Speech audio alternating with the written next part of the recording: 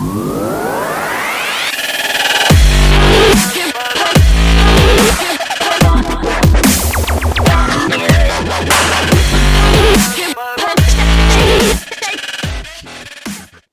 there everyone, Joel here from Devon, bringing you a review this week. This review is a nice little game.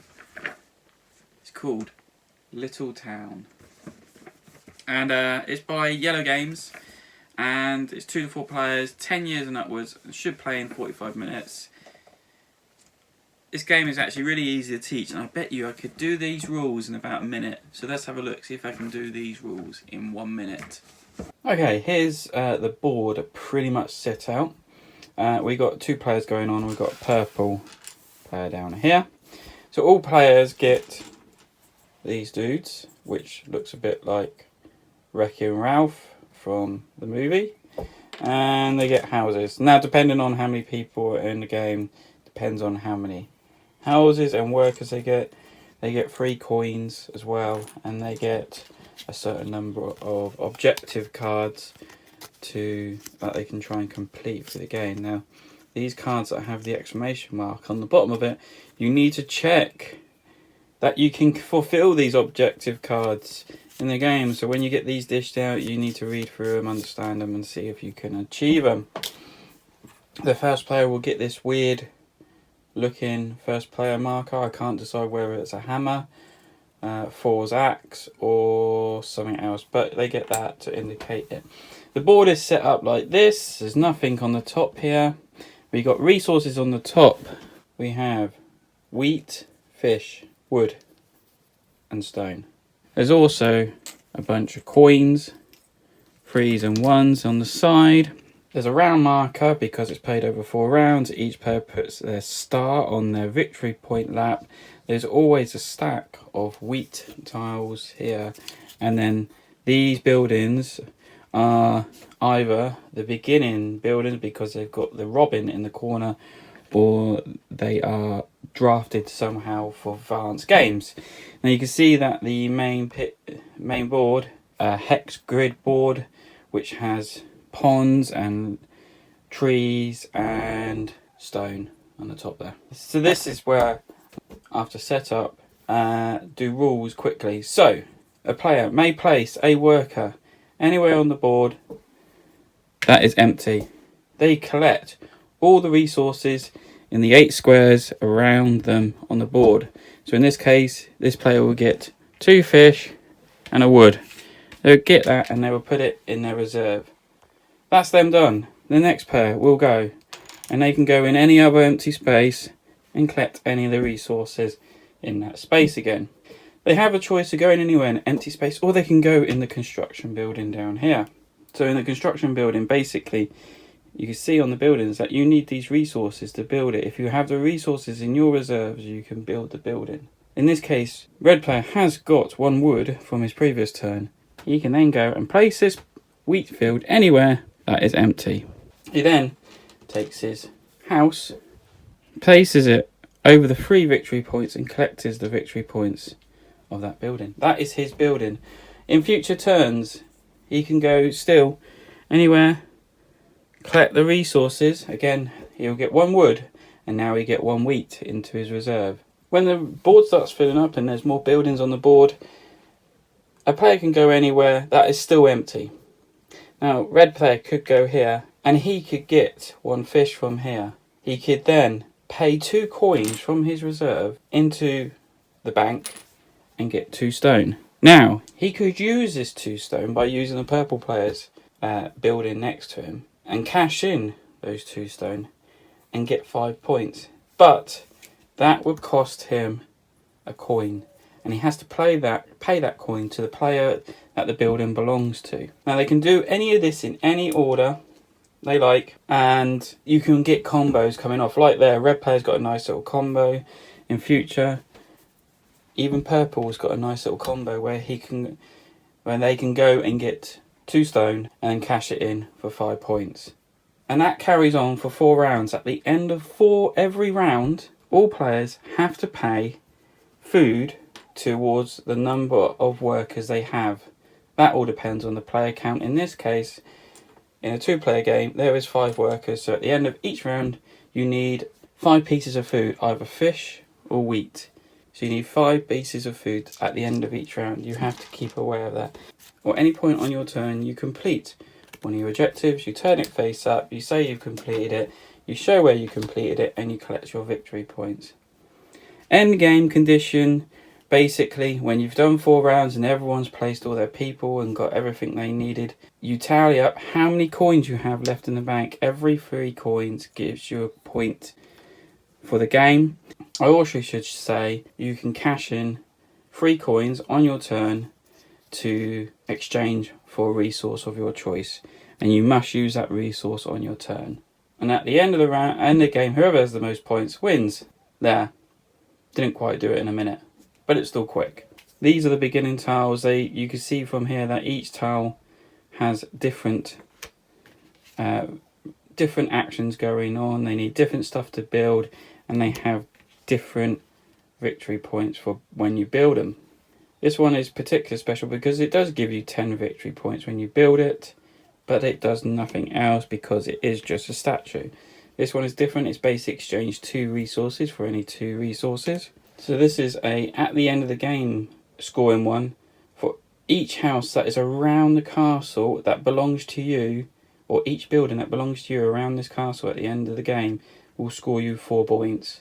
So this is pretty good if you can get it to pay off with at least 2 or 3 buildings around it. Apart from the standard 12 starting buildings, you have a lot more other buildings, another 12, which all do maybe similar stuff, but they all do something slightly different.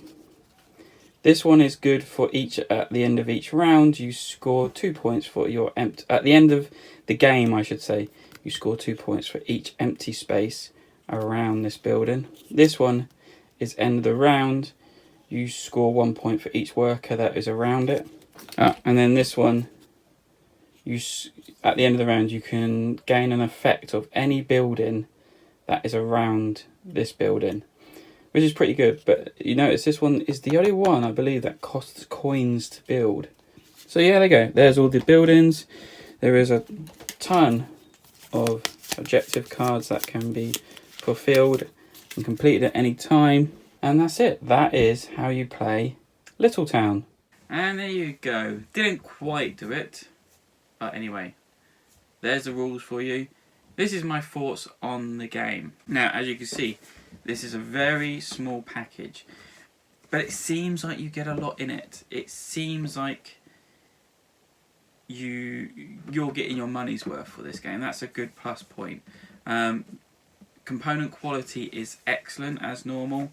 Tiles are nice and thick. The board is nice and thick. The colours are lovely. You can see where everything is. Icons are great. Maybe a few confusing. A couple of them are a little bit, probably a bit confusing, but straight away you can instantly see how much detail there is in it.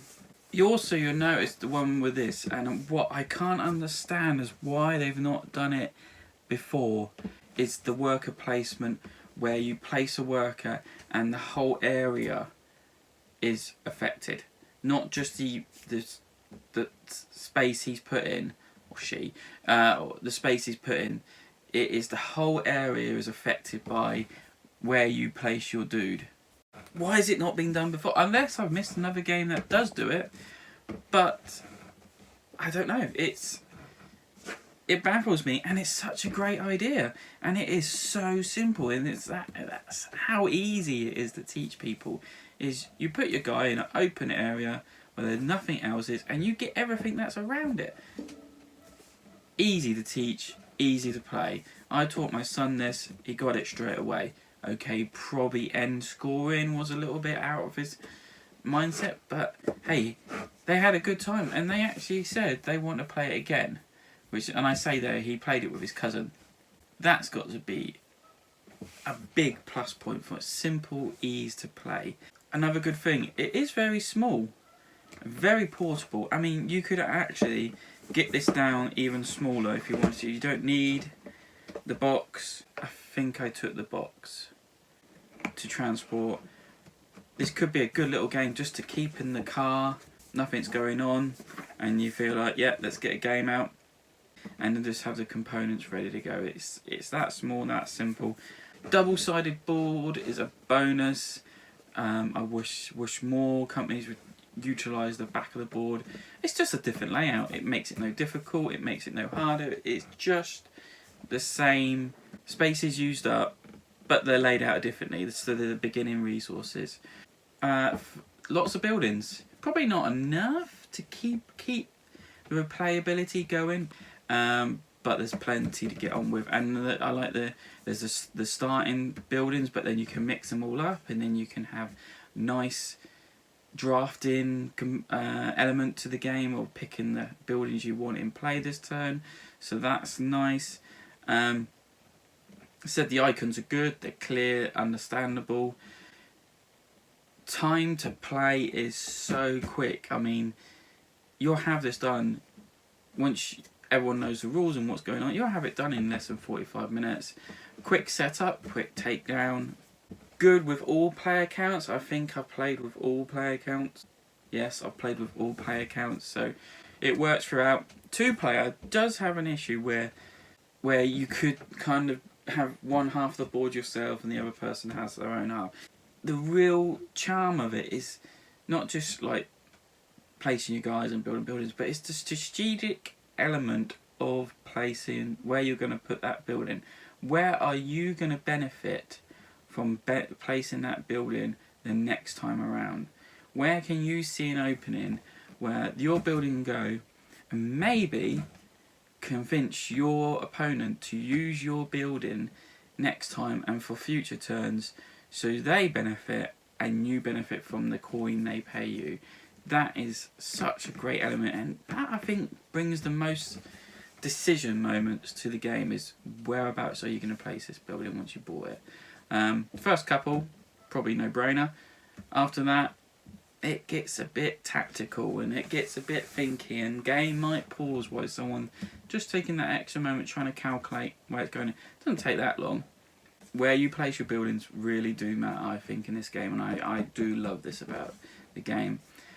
Now, if I was to bring up some bad parts of the game, and there is, but not a lot, it needs more end scoring bits. It's a bit kind of anticlimactic when you get to the end and it's like, how many coins have you got? I've got 3. Oh, it's 1 extra point. Or I've got 6. I've got none. It's one of those, and that's it. There is 1 or 2 tiles at end score, but I don't see them a lot in the game, or people don't bother buying them. It's a bit weird. Maybe a few more end scoring tiles, or maybe an end scoring thing, end scoring extra bit coming in. Maybe, I don't know. Kind of a little bit anticlimactic at the end, because you usually can see who's winning, who's not winning. And sometimes when you can see someone's winning, it's a bit difficult to catch them up, especially when they've built a nice little kind of cluster of buildings and they're really using that to their advantage. Solo mode. I would love it if this had a solo mode. It doesn't. There must be one online by now. I haven't found one. But maybe that's coming in the next expansion. As I said, with a 2-player thing, segregated, possibly. I mean, that's how how we play it. Maybe it just needs a little bit more fine-tuning to it for the 2-player game. Just that hidden element. Maybe it could do with a AI player kind of just getting into the mix of it and shaking it up. Maybe that's what the solo could do, just to stir things up and make things a little bit more testy. But as I said, I think just to level bring up the levels of tension for more hardened gamers, I think it just needs a little bit extra in it. 5 players. So we've gone from 1 player that it needed to 5 players. I really can't see why 5 players. It would be tight. I mean, you'll be crammed for space, but imagine that it actually gets down to there is no room on the board for you to put something. Next expansion, and I haven't seen any details, or I've just heard of the name. Solo, 5th player, and more buildings. Quick reference. that's the reference sheet we've got. It's got some details of the slightly more complicated buildings that are affected, like the cathedral, the castle, the watchtower, and the residence. But the rest of it is just names of buildings. So I don't know if that's just to let people know what buildings there all is, because the other buildings make them quite obvious what they do just from the symbols. And then on the other back of that is different ways of drafting the buildings when you've got to a bit more advanced. And then there's no quick reference on the back of the sheet, which is a bit sad. I do wish companies would do a very quick reference of, you turn over, you can see the quick setup, which this will be barely anything, what you need for different player counts, and then quick reference of what you do on your turn. When I open and get a new game, this is one thing I do check out, is I check the rules and then I check to see if there's any kind of quick reference or player aids, which there is none of this. So this is my review of Little Town from iello Games, and I have to say this is staying in my collection. Not because, well, one, it's small, but two, it's so easy and easy to teach, easy to play. It is an enjoyment to play, but at the price it is at, the price is bloody good, and I'm seeing it for quite good prices, because I don't think people are taking up as much as they should do, but I think it's good and I enjoy playing it. This could be a filler, an end game or beginning game, waiting for that late person to turn up, or you've finished your big long game for the night and you think, well, what shall we play now just to finish off the night?